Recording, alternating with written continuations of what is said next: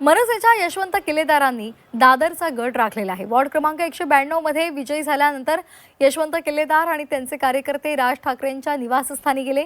या ठिकाणी मनसेच्या कार्यकर्त्यांनी गुलाल उधळून आनंद साजरा केला।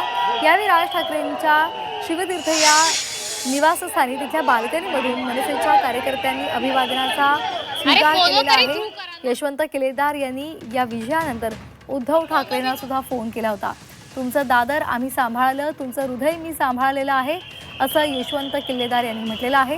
त्यावेळी शिवसेना भवन आता तुमच्या प्रभागात आहे, मी तुला सांभाळायचं आहे असं उद्धव ठाकरेंनी म्हटलंय।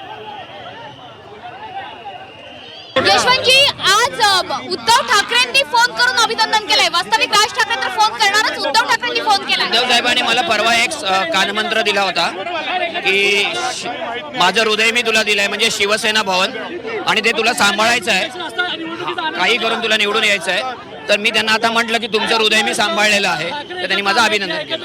उद्धव ठाकरेंचं हृदय सांभाळलं आणि राज ठाकरेंचं मन जिंकलंय का? म्हणजे मी तर आता मी तेच बोलणार आहे की मला राज ठाकरे साहेबांनी जो काही माझ्यावर विश्वास टाकला आणि तो विश्वास मी सार्थकी ठरलोय, त्यामुळे मी त्यांचं मन देखील जपलेलं आहे।